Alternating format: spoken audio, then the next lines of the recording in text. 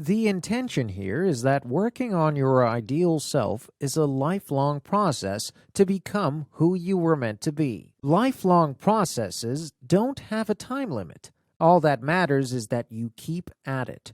We're not looking for perfection. We're looking for consistency. Now, it's not enough to know what your goal is going to be. Many of you probably already knew what you wanted to achieve, and if that was all it took, you'd have already claimed it as your own. You've also got to know why you want it so badly. You need to define why it must be yours and use it as leverage to motivate yourself when you want to give up. Remember earlier when I talked about how important your why is? Why will keep you going, even if you don't know how you'll get there. When I was a little girl, my parents fought a lot.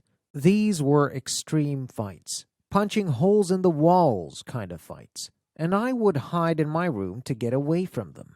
I would take myself into the only space that was mine alone, my bed, and I would escape by imagining a place where none of this existed. I would imagine a future where nobody screamed at each other. I would also imagine a future where nobody fought over money. As a child, the greatest vision I could imagine for myself was walking into a store and being able to afford anything I saw. I'm not talking about a watch or designer shoes. I mean being able to afford the brand name cereal or a new pair of jeans for school. That was the best vision I could have for myself then. A home where nobody fought and the ability to afford things at Walmart.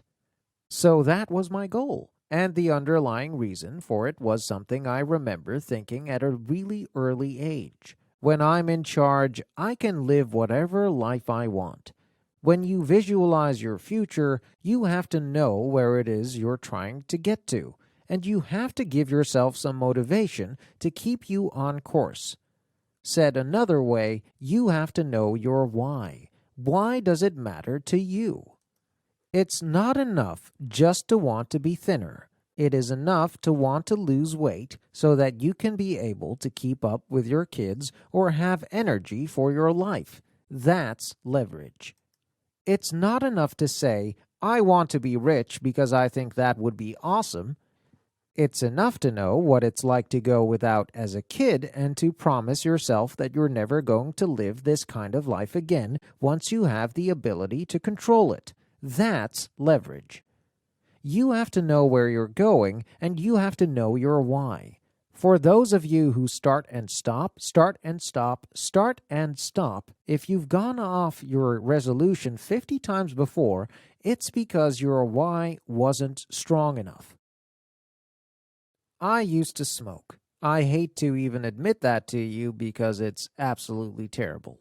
Smoking is the worst. It's so disgusting. It's so bad for your body. But I was 19 when I started.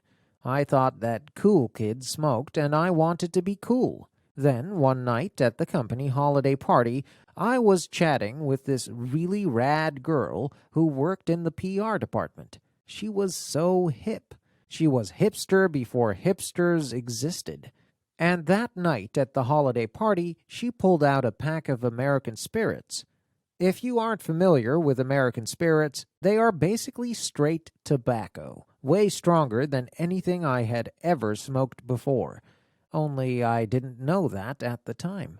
I'd been drinking too much that night, and when cool hipster girl offered me a cigarette, I didn't think anything of it, and proceeded to spend the rest of the evening smoking one cigarette after another.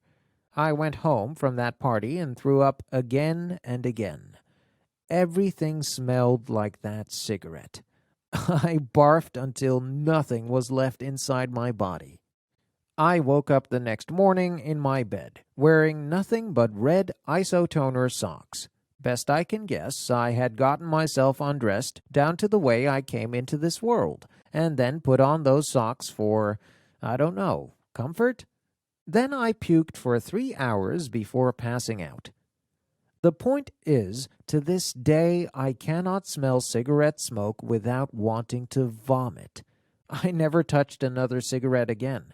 I had had such a bad experience, had gotten to such a bad place, that I went cold turkey and had zero issues giving it up. I will never go back there again. That's leverage. You have to have the leverage. You have to know your why, or you will never make change.